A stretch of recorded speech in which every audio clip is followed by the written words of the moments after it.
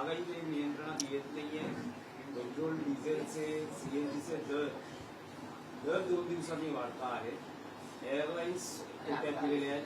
अनेक ठिकाणी फ्लाईट्स कमी करण्यात आलेले आहेत आणि हे संकट अजूनही वाढणार आहे. जर भारतात अजून 2 राज्यात निवडणुका असत्या, आणखीन 2 राज्यात निवडणुका असत्या, तर कदाचित संकट वाढलं नसतं. जसं पश्चिम बंगालसह आसाम, केरळमध्ये निवडणुका होत्या, तोपर्यंत प्रधानमंत्री आणि सरकार सांगत होतं की भारतीय जनतेला काहीही तोशिष पडणार नाही. 3 महिने पुरेल इतका आपल्याकडे इंधन साठा आहे. सर्व आलबेल आहे. निवडणुकांचे निकाल लागतात. नरेंद्र मोदी स्वतः परदेशात गेले, इटलीला, नेदरलँडला व इतर काही देशात, आणि भारतीय जनतेवर गेल्या 15 दिवसात किमान 4 वेळा इंधन दरवाढीचा बोजा टाकून ते आता ऑस्ट्रेलियाला चालल्याची माझी माहिती आहे. भारतीय जनतेनं प्रवास करायचा नाही, घराबाहेर पडायचं नाही, इंधन बचत करायची, आणि सल्ला दिलाय त्यांनी.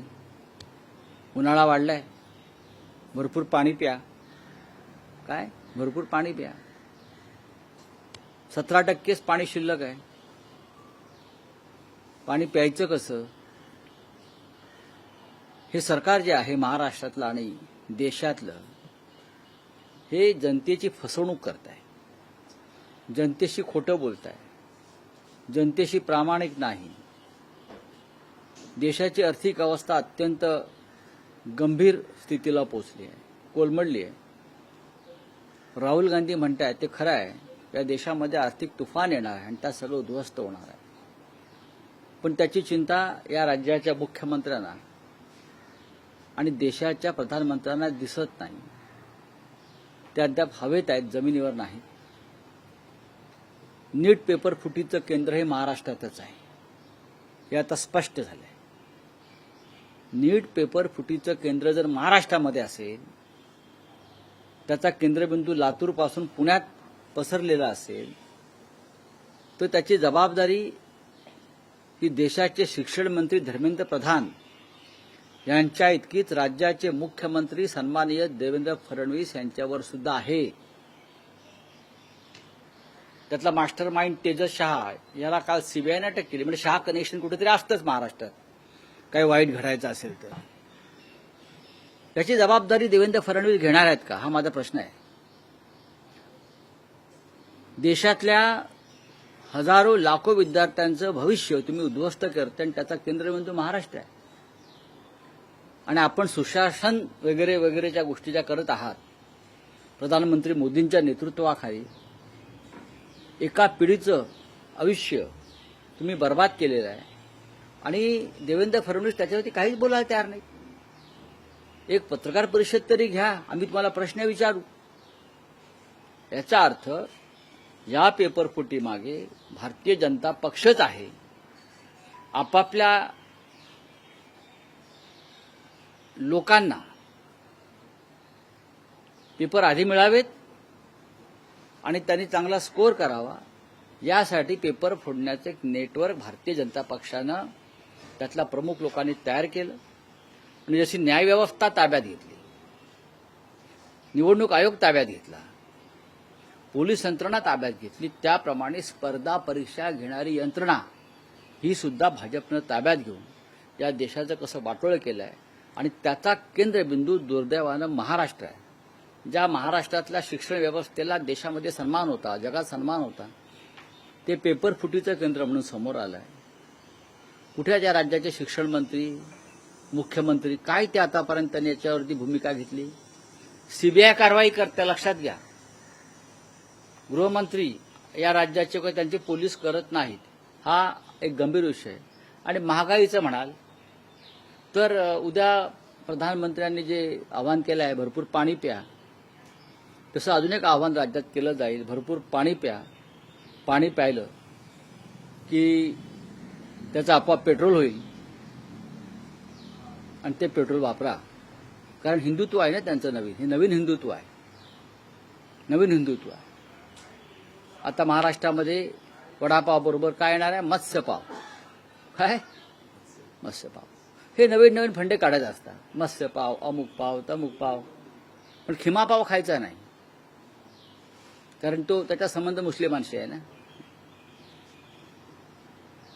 काल या राज्यामध्ये मुस्लिमांच्या सणावरून जी दंगली व्हायचा प्रयत्न झाला, हे महाराष्ट्राच्या परंपरेला शोभत नाही.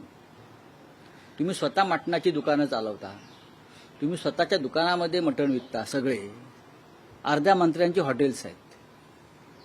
मग तुम्ही तिथे आता फक्त श्रीखंड पुरीच विका ना, काय विकू नये? महाराष्ट्र हा मांसाहारी आहे, लक्षात घ्या. महाराष्ट्र हा क्षत्रिय धर्माचं पालन करणारा छत्रपती शिवाजी महाराज हे क्षत्रिय मराठा. आणि तुम्ही महाराष्ट्रावर काय लादताय? हे अत्यंत चुकीच्या पद्धतीने या महाराष्ट्राची दिशा सुरू आहे. पण सोसायट्यांमध्ये जर कुर्बानी बकऱ्यांची दिली जात असल्याने त्याची परवानगी दिली जात काय असेल, सोसायट्यांमध्ये जर नाही बघा, ह्याच्यावरती गृहमंत्र्यांनी पोलीस आयुक्तांनी बसून तोडगा काढायला पाहिजे होता. बळी तर आम्ही देतो ना, महाराष्ट्रातलं सरकारच बळी देऊन आलेलं आहे. महाराष्ट्राचं सरकार देवळात बळी देऊन आलेलं आहे, हे माहिती आहे का तुम्हाला? 55 रेडे कामाख्य देवीच्या मंदिरात कापले गेले, ही कुर्बानीच आहे ना.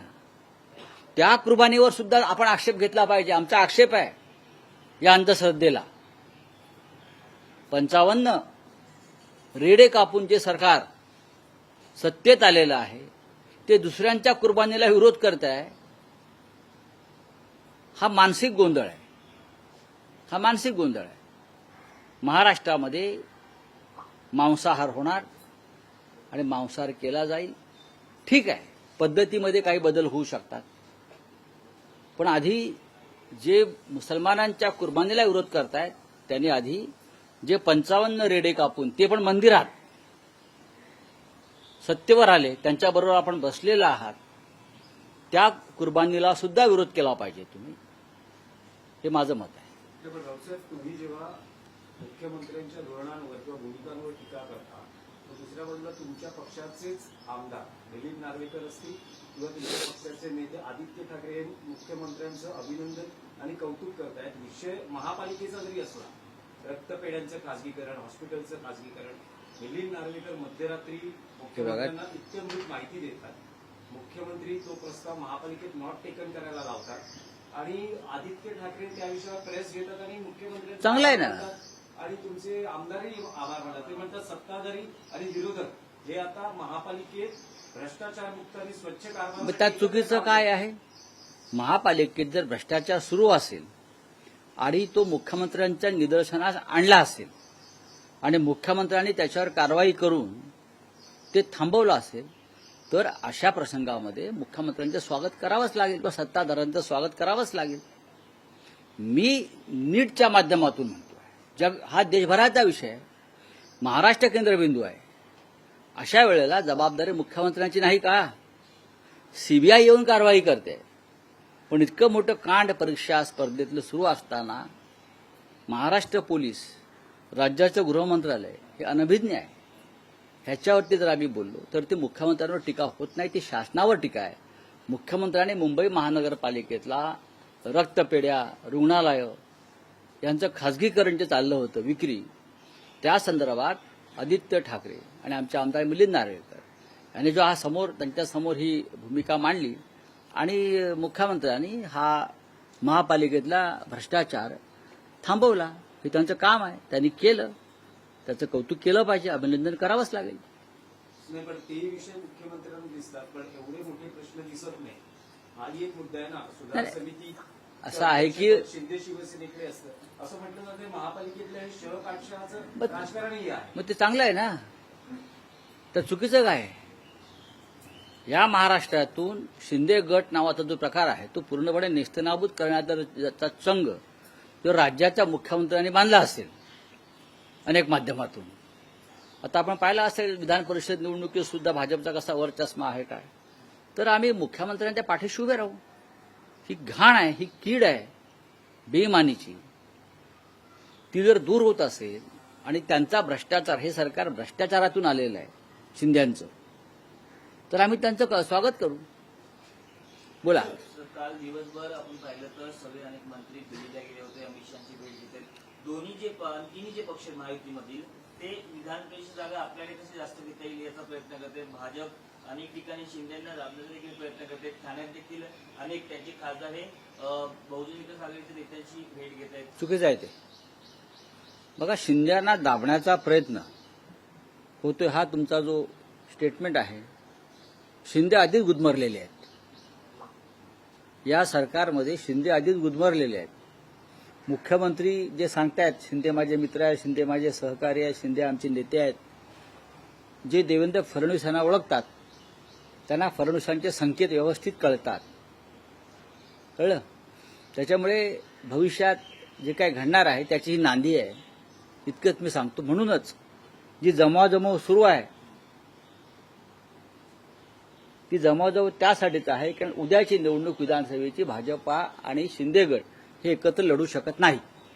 सर, असंही एक विश्लेषण केलं जाते की एकनाथ शिंदे हे महाराष्ट्रातल्या प्रादेशिक पक्षांची मूठ बांधण्याचा प्रयत्न करतात, कारण त्यांना 2029चं राजकारण भाजपचं त्याची चाहूल लागली आहे किंवा त्यांना लक्षात आलेलं आहे.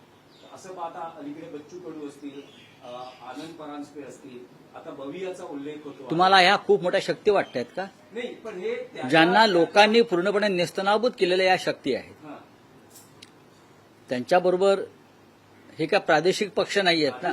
या महाराष्ट्रामध्ये महाराष्ट्रात प्रादेशिक पक्ष दोनच आहेत. एक शिवसेना बाळासाहेब ठाकरेंचे, म्हणजे आम्ही सगळे, आमचा पक्ष, उद्धव ठाकरे प्रमुख आहेत त्या पक्षाचे, आणि दुसरा माननीय शरद पवारांच्या नेतृत्वाखालचे राष्ट्रवादी काँग्रेस पक्ष. हे दोनच या राज्यामधले प्रमुख प्रादेशिक पक्ष आहेत ज्या राज्याच्या अस्मितेवर बोलतात आणि भूमिका मांडतात.